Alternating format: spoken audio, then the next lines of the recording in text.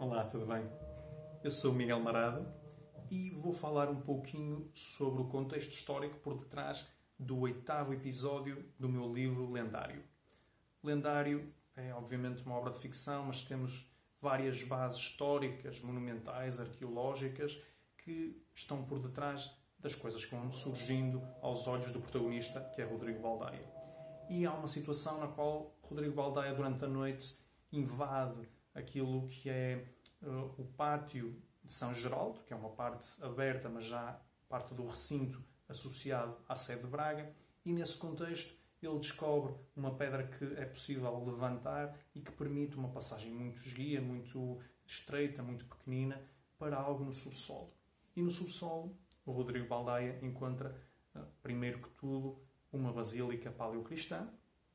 parcialmente ainda de pé. Encontra por trás dela uma outra passagem que lhe dá acesso a um outro templo, neste caso um templo de período romano, no qual se encontra referências a uma deusa de origem egípcia, que é Ísis. Depois ainda encontra outro templo, esse já sem qualquer contexto histórico real, que não é tão interessante, mas que está no seguimento destes dois outros. Mas vou apenas aqui desmontar um pouco a origem desta referência à Basílica Paleocristã, desta referência a Ísis, no contexto daquilo que é a sede de Braga. Primeiro, voltando atrás no tempo, Bracara Augusta é a cidade que dá origem à atual Braga e é uma cidade que, em parte,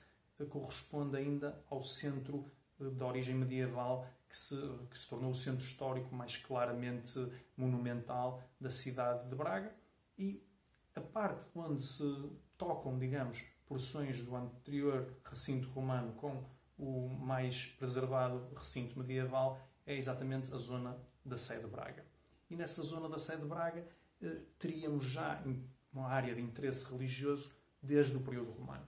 Nomeadamente no período romano há um mercado que pode ser, aliás, um edifício que pode ser interpretado como um mercado onde teria um templeto, onde teria basicamente uma referência religiosa a Ísis, ou como algo associado a um templo dedicado a Ísis. Isto numa fase, à volta do século II, na qual Ísis, apesar de ter origem egípcia, já foi através do tal sincretismo, da tal mistura religiosa que era permitida pelas crenças romanas, pagãs romanas, Ísis é introduzida no culto romano praticamente em todo o Império, incluindo aqui em Bracara Augusta, no contexto da atual Braga. Ainda hoje, quando nós visitamos a parte posterior da sede de Braga, temos uma inscrição muito interessante que é precisamente a dedicação de algo, do monumento que ali estava, a Ísis, essa deusa de origem egípcia e que, curiosamente, também tem um paralelo com uma figura de relevo do culto católico já medieval e até ao presente aqui na cidade de Braga, que é o culto à Nossa Senhora do Leite, uma imagem da Virgem Maria que está a amamentar o menino Jesus e que está, como tal, conotada com a maternidade, com a fertilidade, tal como a própria Ísis, que é a deusa da fertilidade dos egípcios e da maternidade também, uma vez que é mãe de Horus, um outro deus egípcio de enorme relevo no contexto da mitologia desse país antigo.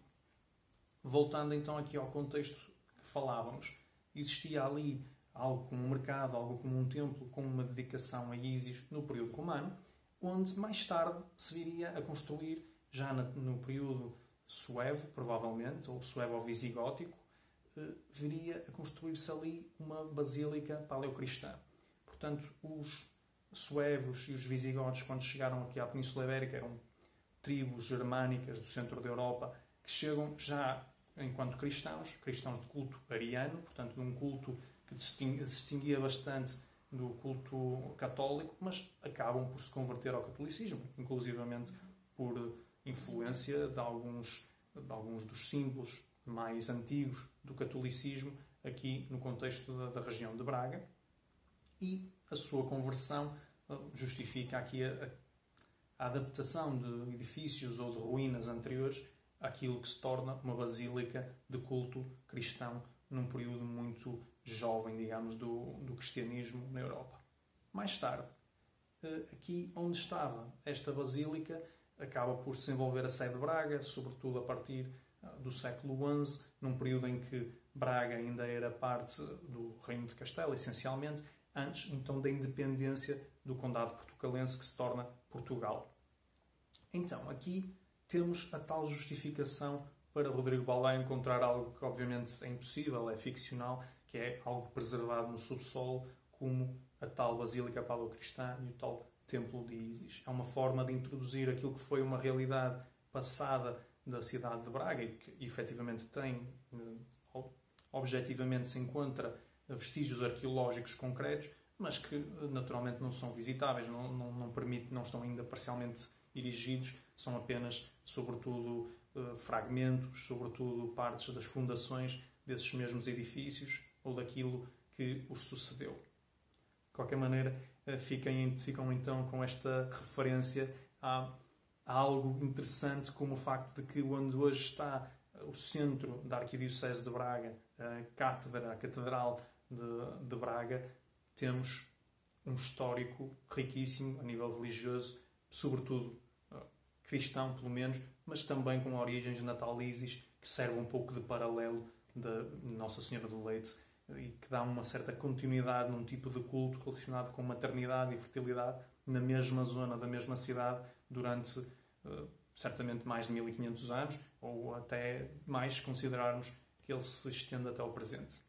Muito obrigado pela vossa atenção, pelo vosso interesse. Estarei de volta com o novo capítulo desta pequena série, portanto falando do nono episódio de Lendário. E, mais uma vez, obrigado pela atenção.